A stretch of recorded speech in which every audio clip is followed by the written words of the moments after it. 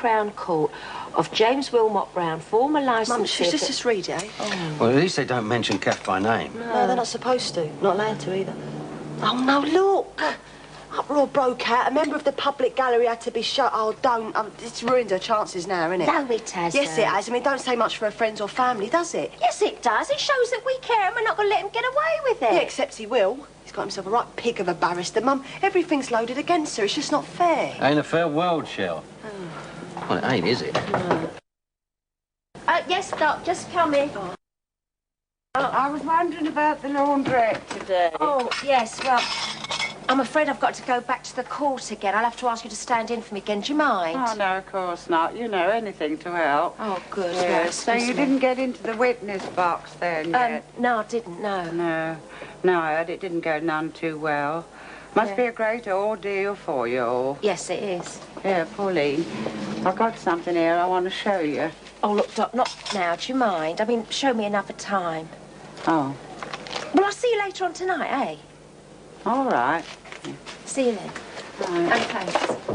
Hello. Pauline, can I have a quick word about that money? Oh, I forgot to say good luck. Thanks, Doc. Cheers.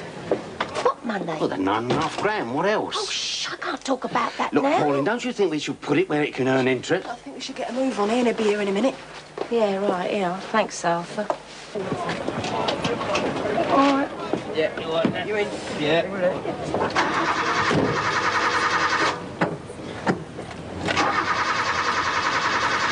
Too much choke, too much choke. Oh, come on, what's up with you? Don't panic, it'll be all right. That choke in or out? In, have this belt up, Dad. You got enough petrol? Yes. Here, let me have a go. Dad! Come on, let your dad have a go.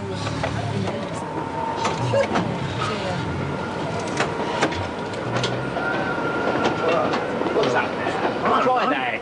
What, the battery? What's up? Well, it's starting to right this morning anyway, don't you? Look, it's most likely the plug suck. What's up? Nothing won't start. Well, have you tried the battery? It looks all right. Well, the car. Well, I don't know what that is if it looks. What are we going to do? I'll Try tell the you what. points. Oh, don't worry about them. I'll tell you what, I'll try. Get a screwdriver. Give it plenty of choke, Ian, all right? You've never got there at this rate. Harder. And again. It ain't gonna go, mate. There's only one thing for it. We have to give it a push start. Great motor, Ian. Come on, Mum. Come on. Come on, Mum. We're going to be late. Right, come on, ready? Ready? Put the clutch, Ian. Come on, Ian.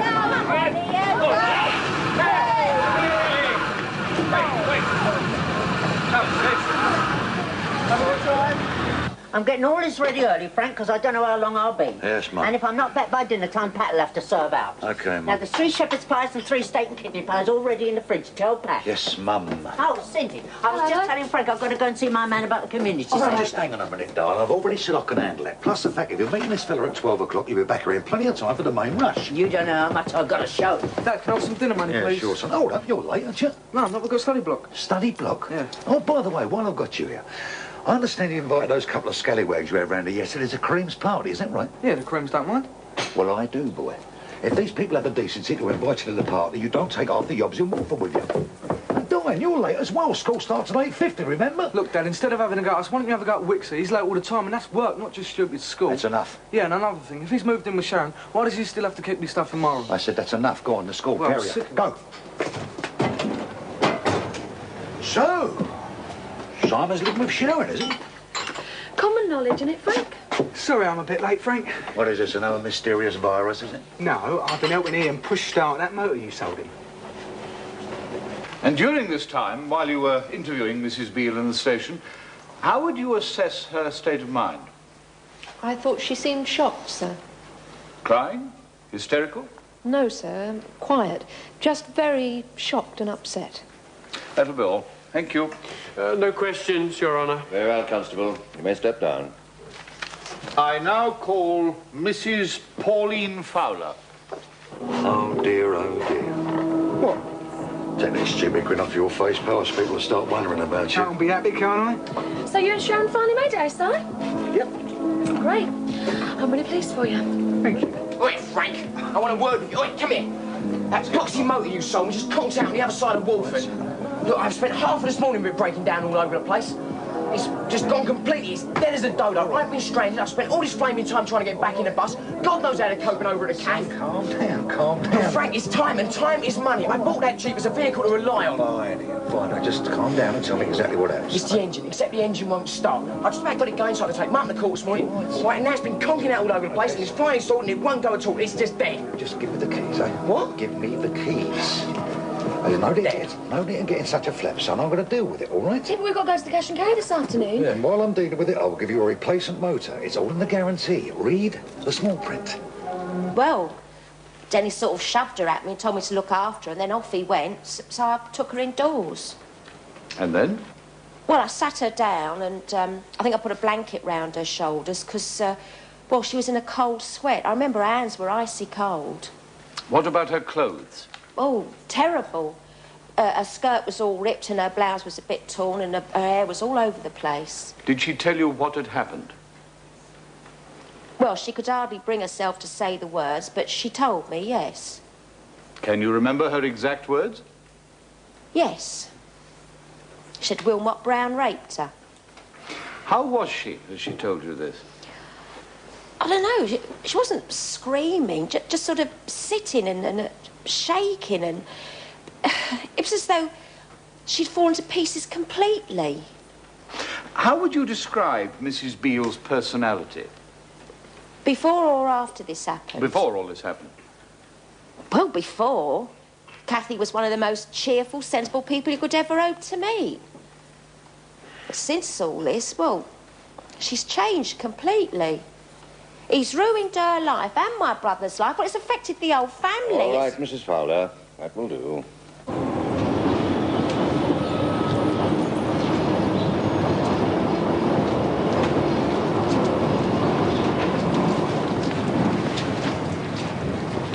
Oh, Dot.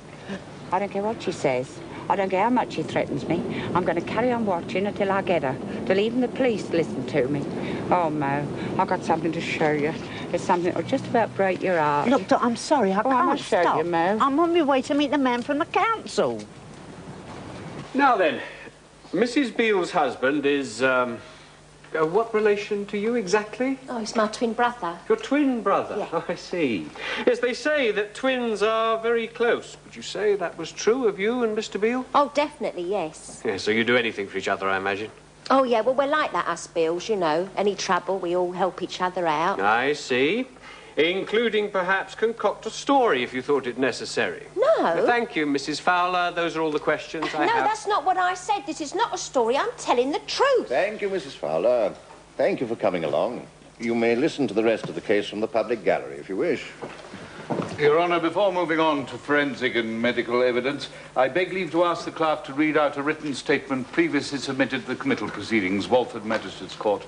The statement is from Mr. Dennis Watts, who is now believed to be deceased, if my learned colleague has no objection. Yeah, no objections, Your Honour. Very well. Read the court, Mr. Watts' evidence.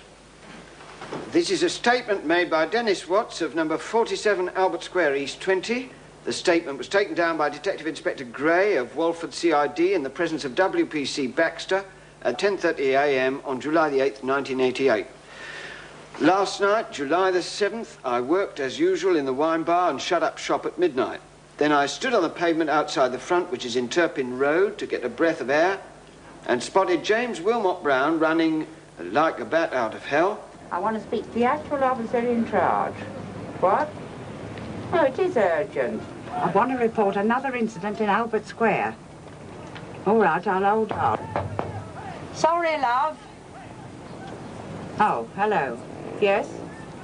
Yes, I have phoned before. Look, I'm not doing this for fun, you know. I've got important information. Oh, hello, Inspector. Yes, this is Mrs. Dorothy Cotton. Now then, you know that girl I told you about? You know, the one in the lavatory with that package? Well, she's just got... What? Oh, you have? Oh, yes, yes, yes, I'll keep out the way. No, no, you have my word. Oh, thank you very much, Inspector. Yes, I will. Right, Donna. Now we'll get 'em.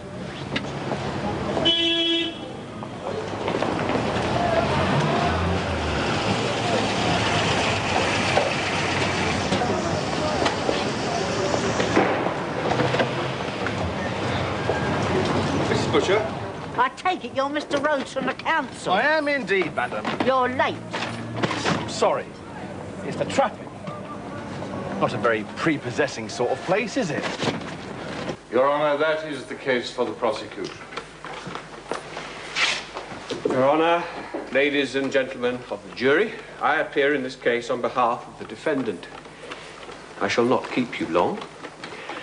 The prosecution's case has demonstrated far better than I ever could the weaknesses of the charge against my client.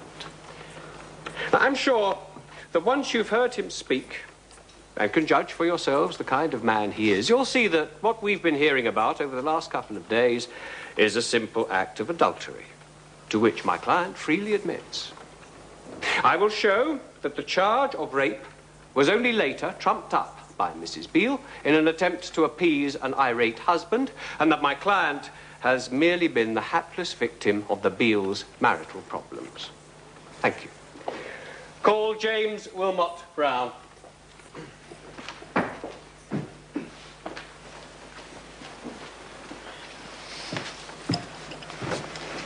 Take the book in your right hand and read the words on the card. I swear by Almighty God that the evidence I shall give shall be the truth, the whole truth, and nothing but the truth. Now, these windows here, look at the state of these frames. And this one round here, the catch is broken in half. Come round here. Look, I want to show you this. Look, these sills are absolutely rough. Mrs. Butcher, if you've got work to do, I can make this inspection on my own, you know. No fear. I'm going to make sure you get everything down on paper. Everything will go down on paper, madam. Down on paper and then to the Sports and Leisure Committee. The what? The Sports and Leisure Committee. Now, look here, I haven't got time for committees. You don't seem to realise I've got events booked into this hall every night of the week. There's Keep Fit, there's brownies, bingo, you name it. And I've got a big party on Thursday. This hall is urgent.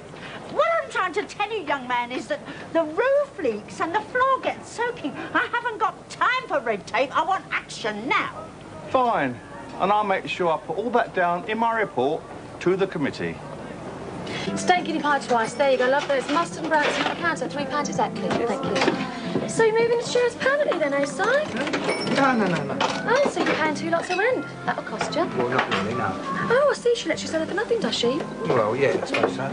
Oh, I see. So you're not living there officially yet? Oh, well, early days, I suppose. Yeah, I suppose so, yeah. Do you want Sam again in there, darling? OK. Living for the minute, eh? Just enjoying being together.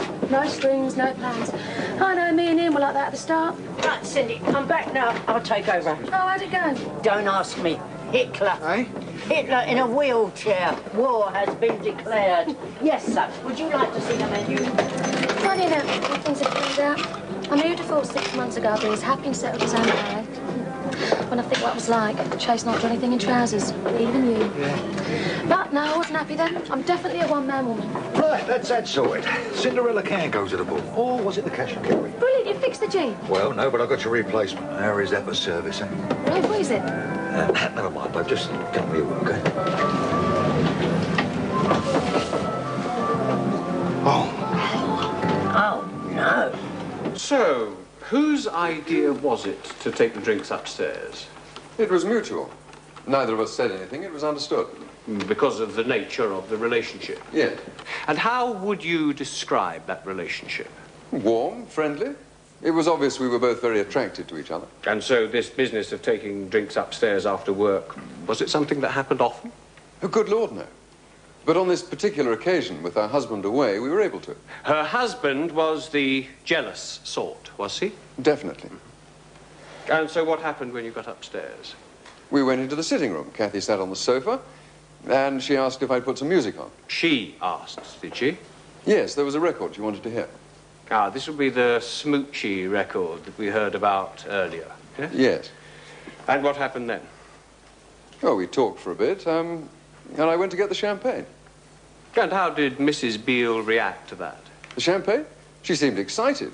She said she felt like getting a bit squiffy and letting her hair down for a change. And how much did you both drink? Well, we had the whiskey and then we drank the champagne. But I'd say she drank considerably more than me. And why was this? Well, she was in that sort of a mood. Reckless, knocking it back, laughing a lot, you know? I think she probably had a bit too much, to tell the truth. And now tell me, was there anything in particular about her behaviour that led you to believe that she'd had too much? Yes, she became amorous. And how could you tell that? Oh, she was snuggling up, telling me how attractive she found me, how she preferred my company to Pete. He's lying! He's lying through his teeth! Captain, let go! Sit down and keep quiet on the public benches, please. If you can't restrain yourselves, I shall have to send you out, as I did yesterday. I think, Clark, we might break here for luncheon. Rise.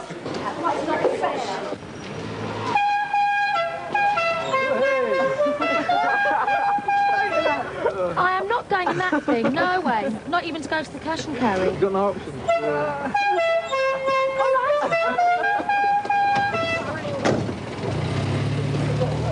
Mr. Willmott-Brown, you'll bear with me, I hope, if I ask you a few questions of a rather more general nature. As a boy, did you have sisters? No, I was an only child. And is it true that from the age of 7 you were sent away to single-sex boarding schools until the age of 18? Yes.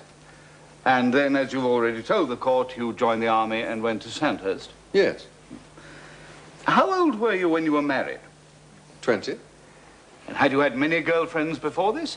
No, she was my first girlfriend. Mr. Wickham, is all this really necessary? Your Honor, I have one further question in this direction. Oh, well. I merely wish to ask the witness whether he has had many women friends since his divorce 4 years ago. No, I've been far too busy. So you grew up and spent your early adult life almost exclusively in male company. You married the first girl that you met. The marriage was a failure. And since then you have avoided further entanglement. Mr. Willmott-Brown, I suggest that you are a man who has never had a successful relationship with a woman. So that when Mrs. Beale, who is a most attractive young woman, came into your employment, you developed a schoolboy crush on her. And when she repelled your advances, your resentment and your ignorance of the female sex, together with your sexual frustration, led you to rape her. Very clever. But no.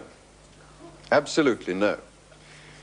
I don't wish to appear crude, but frankly, she couldn't wait to get her knickers off. You liar! What did you tell him the truth? Sit down. It's all right, don't I'll take over now. Like the new motor. Junior, get out of here. Go on, go plan a motorway. Great on and all, Ian. It's very romantic, just like the car. It's not supposed to be romantic. It's supposed to be a stopgap. Yeah, well, it's the last time you catch me in that thing. Give us a break, will you? Look, it ain't my fault. Yeah, well, how comes it feels like your fault? Go on, do your own dirty work. I can't go on. Hi, Paul. Hiya, Dan. Now you're living in the square now. Would you like to come to a party next week? Hello. Yeah, it's very nice, you love. When is it? Next Thursday. I'll go and say you'll come. Well, I'd like to, but, no, best not. I don't know anybody, see?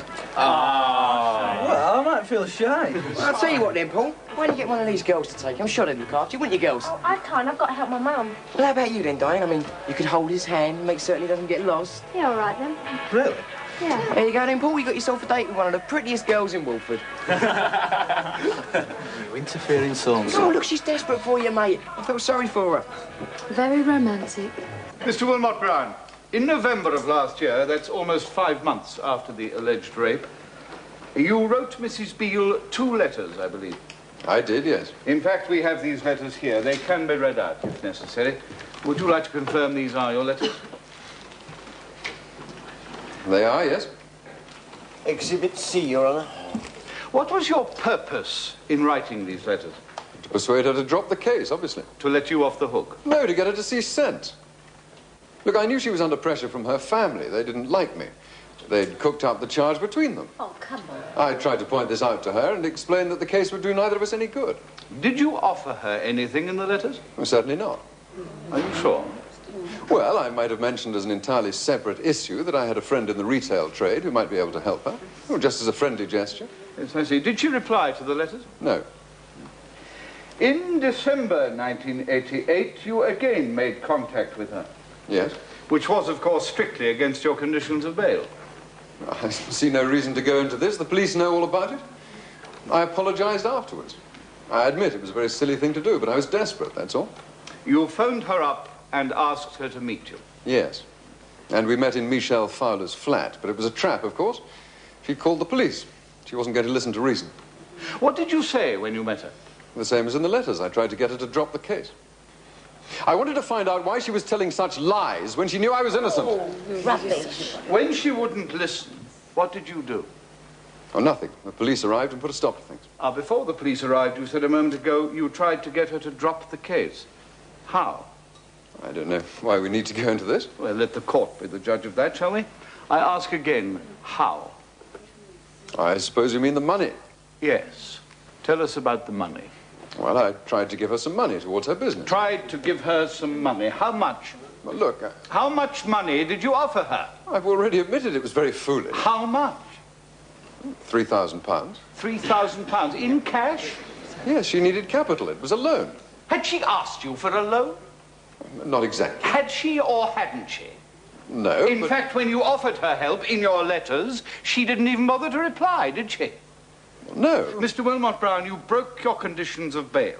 You wrote, you phoned her up, you insisted on meeting a woman who you knew was taking you to court for allegedly raping her, and then you tried to force her to take £3,000 in cash, and you call this a business loan?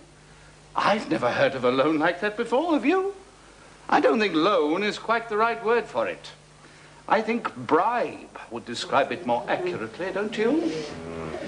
You deliberately came to Walford with the express purpose of bribing Mrs. Beale with a substantial sum of money, because you knew full well that you had raped her, and that if the case came to court, you would be found guilty. I submit to the court that offering one's victim £3,000 in cash is not the action of an innocent man. Thank you. I have no further questions. The broken cadges, the windowsills, the rotted frames, the draft all pouring through, the peeling paintwork. No. I showed him all this, and do you know what he said? No. He said he'd have to send a report to the Sports and Leisure Committee. No, will you come through to the back? Because I've got something here that I want to show I said you. to him, I said, look here, young man, I haven't got time for red tape. If you personally don't do something about that all and do it quick, I shall personally have your guts for garters. What's more, I shall ring your office every day. What's that? It come through the post this morning. Bible, St. Catherine's Convent, Donna Ludlow, Form 4A, for good work. Mr. and Mrs. Ludlow sent it to me. I'd like you to have this in memory of our beloved daughter, Donna, by way of thanks for all you did for her. It was her school prize when she was 13. Well, isn't that nice? What a shame, eh, Doc? What a dreadful shame. I've been thinking about it all day. Yeah, I know. They really loved her, you know, the Ludlows. She never realised it. Put it away, Doc. No use crying. Ladies and gentlemen of the jury, let us, for the moment, set aside the evidence of the more minor witnesses. The written statement of Mr. Dennis Watts, school friend of Mr. Beale, now presumed dead in dubious circumstances. The evidence of Mrs. Pauline Fowler, twin sister to Mr. Beale, who has admitted to this court that she would say anything to protect her family. And let the assertion that this was some kind of vendetta conducted by these people against my client, and let us instead concentrate our attentions on the Crown's witness-in-chief, Mrs. Catherine Beale. Now, what kind of a woman is she? A barmaid? An East End barrow girl? A woman who clearly dresses to attract men? A woman who has said in this court that she finds family life stifling? A woman who alleges that she has been raped, not once, but twice? A woman, moreover, who had an illegitimate child at the age of 14, whom she later refused to acknowledge, even when that child desperately needed her, and indeed, later, tragically, died. How do we feel about the evidence of such a woman? We've lost Pete. Is she to be... I know, we might as well go home. Hello, what's Cabs? No, try Albion Rentals, mate, yeah. No, look, I have not got the number, all right? Look, I'm not being nasty, I'm just waiting for a phone call, OK? Yeah, and you. Members of the jury, may I also remind you once again that the case hinges on the question of consent. The fact that intercourse took place is not in dispute. You must address yourselves to the question simply, did she or did she not consent to intercourse? The defendant categorically maintains that she did. She equally categorically states that she did not. His word against hers. Hence your difficulty. I have already outlined to you those pieces of evidence to which I think you should pay special attention. For example, the absence of any signs of struggle. The fact that no one heard any cries for help. You must also take into account the testimony of witnesses that Mrs. Beale was in a state of acute shock after the event. There is also the question of the subsequent letters and visit by the defendant to Mrs. Beale, which culminated in his offering a considerable sum of money. You should ask yourselves what motive the accused man could have had, if he were innocent, to risk any such action which might be likely to place his whole case in jeopardy. Hello. Watch it, will you? Hello, what's Cabs? Yeah? Yeah, right. Yeah, I'll go tell him. Bye. What's that news, eh? Yeah, the jury's out. I've got to offer. I don't know what we're waiting here for. There you go. I should never have got the police in the first place. Nearly 2 hours they've been out now. The whole thing's been biased in his favour from the start. No, Kath, I think the judge is on your side. Pauline, he wasn't. What do you think, then, Pete? I don't know. Just don't know. I agree with Mum. I think the judge was on your side, especially in the summing up. Yeah, but he must have put both sides, sure. Except there ain't two sides. There's only the truth. That's what I told him. Mr. Foreman, I want you to answer the question I'm about to ask you by just saying yes or no. Members of the jury, have you reached a verdict upon which you are all agreed? Yes, sir. Do you find the defendant guilty or not guilty? Guilty. And that is the verdict of you all? It is.